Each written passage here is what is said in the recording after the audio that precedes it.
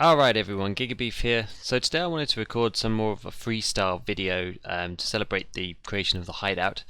So I've been working on the Hideout for a bit. I started with doing the Punisher task and then moved on to the Hideout after that to try and bring something else to the game.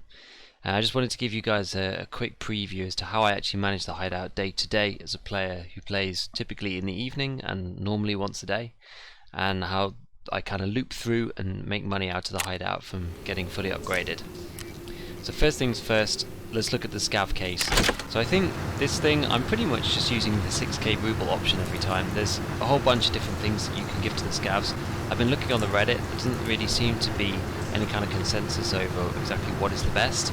People obviously saying that the moonshine and the intelligence and some of the higher value ruble requests is going to give you some better stuff, but the 6k one is very consistent, it makes money every time. You're going to get some decent helmets, 40k helmets, and among some other stuff. Sometimes you get some weapons too.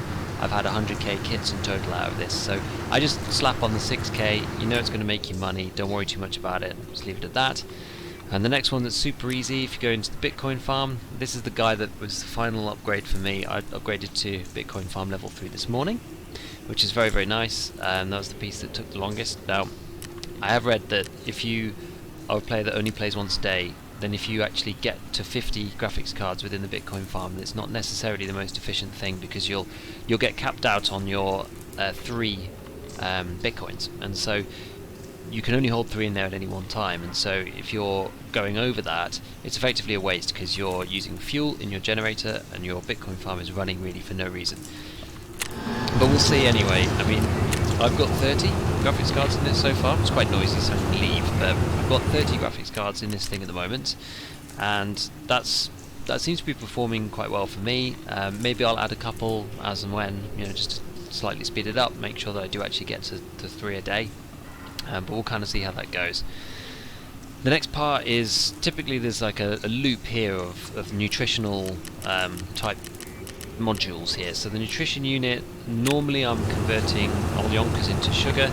It's kind of mediocre, like 2 Alyonkas is pretty much the price for 1 pack of sugar, but if you get a couple of cheap Alyonkas, it does work out.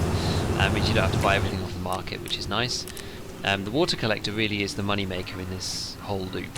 So you can buy the filters, they're about 50 grand. They produce these purified waters, they're about 110, 130k on the market. So that's really where the money's made within this loop. Once you've got 1 water and 2 of these sugars, you can then go to the booze collector and start making a moonshine. Now, to buy this stuff straight off the market to flip into a moonshine doesn't really make sense.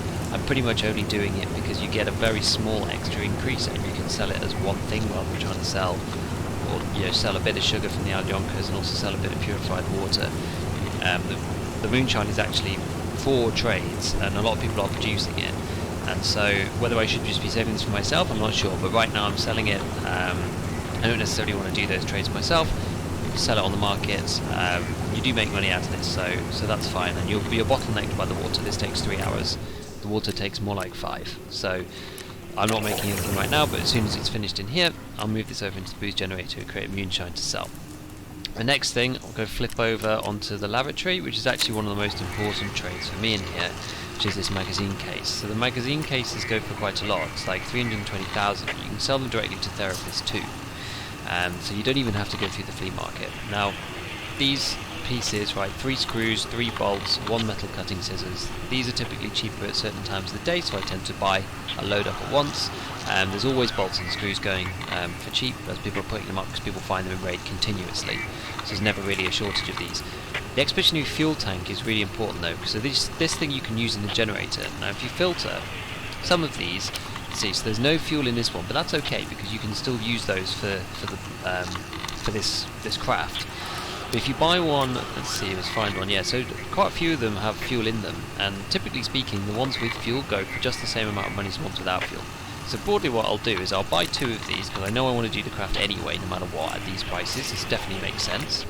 Then I'll buy 2 of those fuels, I'll go over here to the generator, I'll have a look. Once you've got the solar generator, this takes such a long time to run out, 192 hours when it's full of this stuff. Like, I don't think I've ever run through more than 2 now. So what I'll do is I'll open this up, I'll see, were any of those 2, did they have 60 in them? or higher than what I've got in here? If so, I'll change it over. If not, no worries, I'll just use it in the trade on its own. Typically I end up buying one that's empty and one that's full, flipping the one that's full in with the one that's like half done in the generator, going back to the lavatory and starting the trade off. That one's super easy. I always want to do this. It kind of replenishes your fuel for free, basically. Then back to the workbench. So we've got lots of different trades in here. There's a ton of stuff. There's lots of ammo trades, but the one I quite like doing, even if it's not necessarily the most efficient, is the 7.62 times 39 BP for the Green Eagle gunpowder, because these rounds sell for between 900 and 1,000 rubles when I mean the Prapple's just refreshed, but a little bit later, once a lot of people have bought out their 300, this starts to move higher, and that's a decent source of profit pretty much every single time. These are only worth 65k, so you buy one of them, you start creating this. And the beauty of that is, as you can see, so Prapple's actually got 300 there for me now that I'm at level 3 and I can buy them directly from him, which means that when I collect these, I can combine that sell on the flea market with what I get from Prapple, which makes it nice and easy. So that's basically it. I just loop through and do all of these different trades and then do whatever, either play some raids or log off and do something else. Like it's no big deal. So you just like loop round, grab your stuff, make the most out of the flea market. I pretty much ignored the hideout for a while.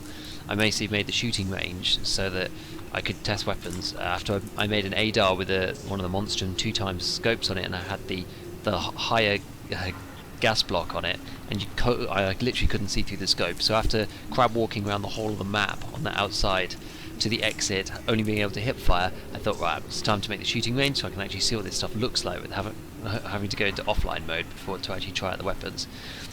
Other than that, I didn't really do much of this, but after I'd finished the Punisher quest line, I figured, well, what better way to kind of give myself some goals and things is to work on the hideout. And honestly, it's been well worth it. You can start doing some of these trades pretty early on, actually, when you're creating stuff. I mean, one thing that's been really useful, I've not been using them that much actually, but in the med station you can create these saliwas for 1 painkiller, 1 bandage and 1 splint, and I ended up using that a lot to fill my meds case with cheap meds I can use to heal my PMC, especially if you're doing multiple raids one after another on quests where you might die quite a lot. Like you're on factory, you're trying to get kills with Mosins or whatnot for Jaeger.